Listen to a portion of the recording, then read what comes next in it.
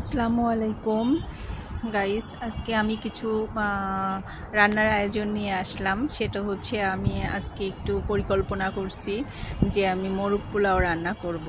তার জন্য আমি চালটা ধুয়ে আগে পানি ঝরিয়ে নিলাম। আর কিছু কক মুরগি, যেটা সোনালি মুরগি, যেটা বড় বড় করে পিস কেটে নিয়ে আমি ওটা একটু হালকা মেরিনেট করে রাখছি। তো আমি এখানে পেঁয়াজটা একবারেই আমি বেরেস্তা করে নিলাম। সব কিছু বেরেস্তা করে নিয়ে বেরেস্তাটা উঠিয়ে এর মধ্যে আমি গরম মশলা অ্যাড করলাম, কিছু তেজপাতা, এলাচ আর দারুচিনি দিয়ে দিলাম। আর আমি এটা ফ্লেভারের জন্য হচ্ছে কাঁচামরিচটা অ্যাড করছি।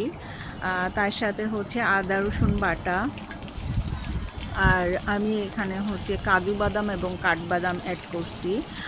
আর হচ্ছে যে টক দই দিয়েছি।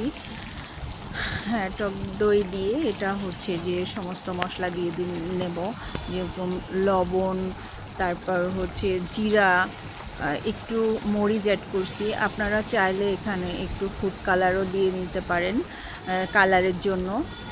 এটা অপশনাল, আপনি দিলেও দিতে পারেন, না দিলেও না দিতে পারেন, এটা যার যার পছন্দের উপর নির্ভর করে।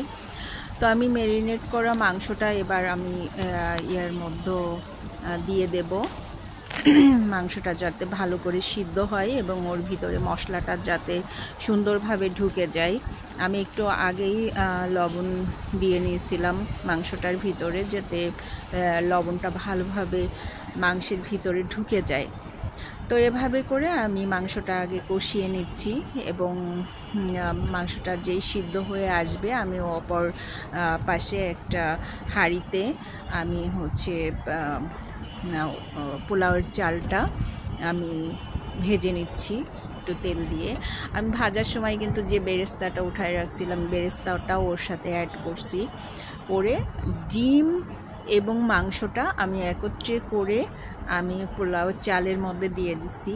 এটা আপনি এভাবেও দিতে পারেন, কেউ আলাদা করেও দিতে পারেন, এটা যার যার পছন্দ। আমার মনে হয় যে এটা একসঙ্গে পোলাওয়ের চালের সাথে মাংসর যে মশলাটা থাকে, এটা মজাটা হয় ভালো, এজন্য এভাবে দিছি। আর আমি দেখেন এইখানে কিন্তু বেরেস্তাটা আমি পাটে পাটে ব্যবহার করছি। এখানে আমি আবার বেরেস্তা দিয়েছি এবং কিশমিশ দিয়ে দিলাম, দিয়ে এইভাবে করে আমি কিছুক্ষণের জন্য ঢেকে রাখবো।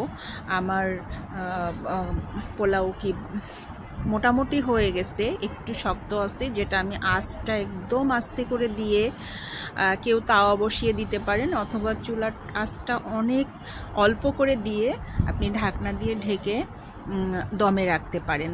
তাহলে দেখবেন পারফেক্ট একটা মোরগ পোলাও হয়ে যাবে।